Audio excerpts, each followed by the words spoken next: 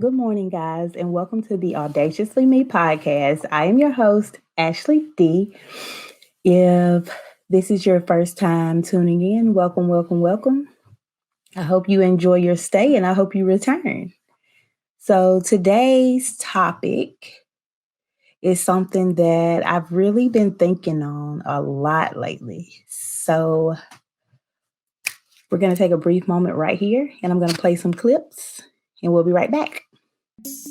So I'm not a parent myself, but I am dating a woman with two little girls, and I can tell you from personal experience that the way we talk to our children becomes their inner voice. Kids are like little Marines. Those little people are tough. They will test your parenting gangster. And if they see a rule that they don't see fit, they will try to bend it in any possible way. So as a parent, when you stand for something, you have to stand for it all the way, not just halfway. Ashley D here. I hope you guys enjoyed those clips. It was a little glimpse into what you can expect for next week's episode. Now back to this week's episode. Okay, welcome back. Thanks for listening to those clips.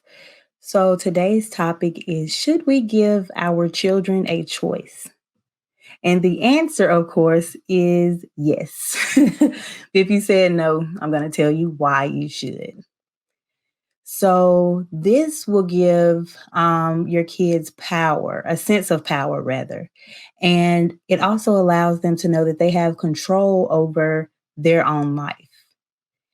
And we all want our kids to know that they are control of their decisions and they have complete control over their life, simply because we don't want them following up behind other kids and just basically doing what they see other kids do.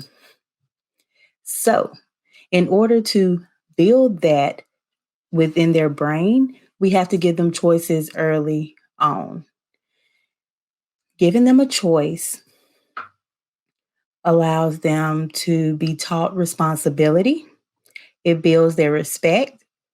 It helps develop problem solving skills. And it also has a positive impact on their cognitive development and moral development. That's what I was just talking about. We want them to have that.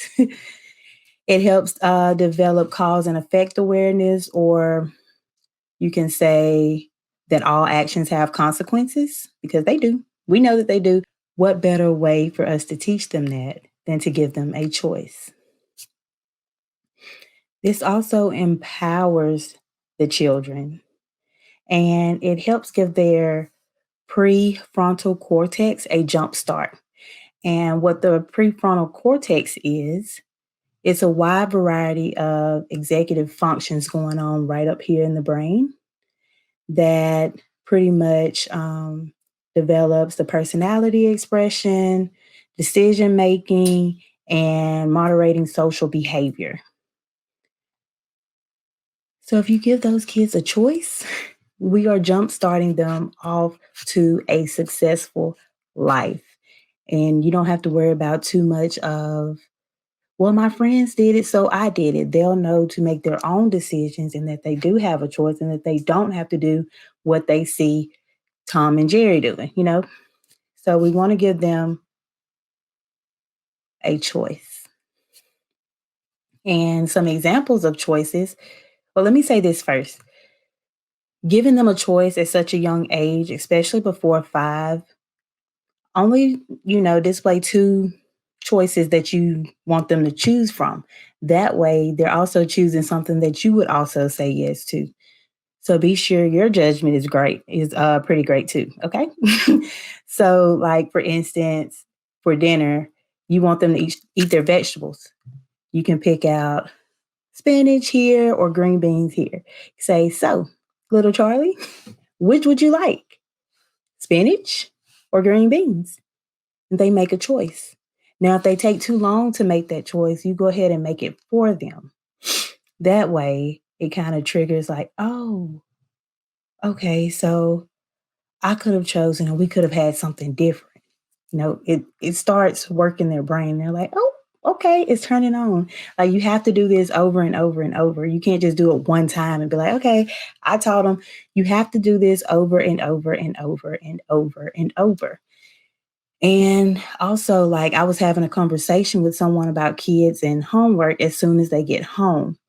Now, kids are humans too. I know a lot of people may disagree with me on this, but listen, just listen, hear me out. Kids are humans too, and they go through stresses through the day. Just like if we were to go to work and we work 8 to 9 hours a day or more, we're coming home, we're stressed. The last thing we want to do is talk about our day at work, right? Okay. So with kids, they've been at school for 8 hours. They could be stressed. They show it. Their emotions about different things going on throughout their day is different from what we would display as adults. So coming home from school, they're like, "Yay, I'm free. Let's play." So that is where their mind is. Now, this is where another choice can take place where you're like, "Hey, little Timmy, would you like to study now? Or would you like to do your homework now? Or would you like to do your homework or study after dinner?" You give them a choice. And if they choose after dinner, that is fine. Make sure you have dinner prepped at a suitable time frame that fits you and their bedtime.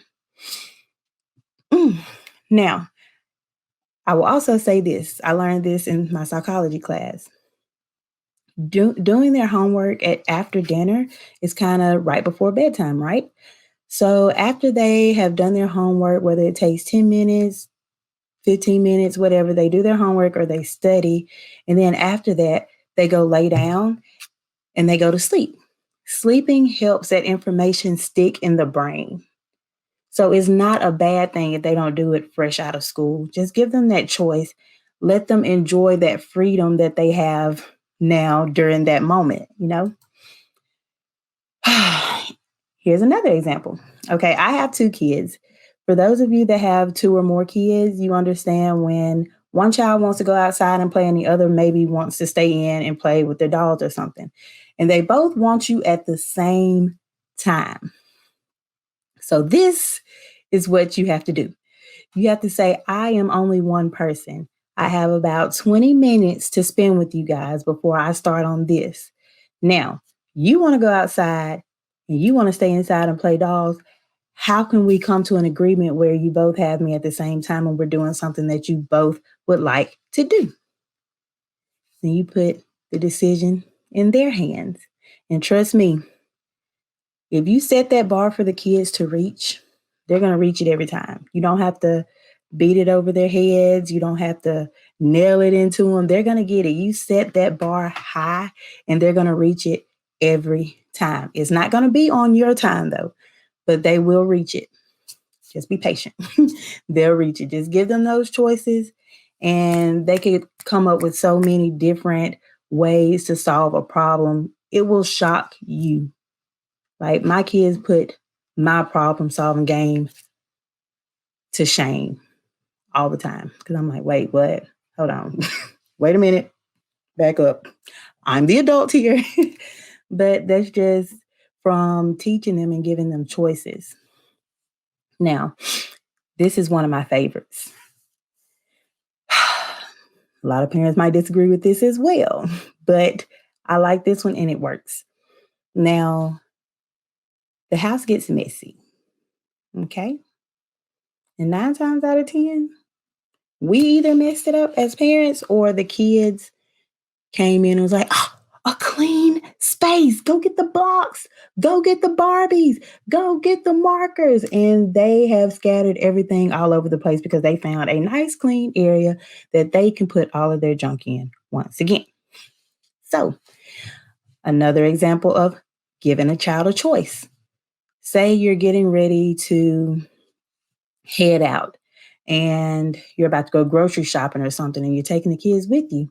You can be like, hey, if you help me straighten up the living room before we go, I'm pretty sure we'll have time to grab either a snow cone, some ice cream. My kids like froyo, frozen yogurt, that kind of stuff. So You just given them a choice, and along with that, you taught them a responsibility. Like, hey, okay, we got to clean our mess up. We messed this up. Let's get to it. Now, my kids, they don't like to clean, but they will. I know it was one time, oh, I was dog tired, y'all. I was so tired. I think I stayed cooped up in my room half the day.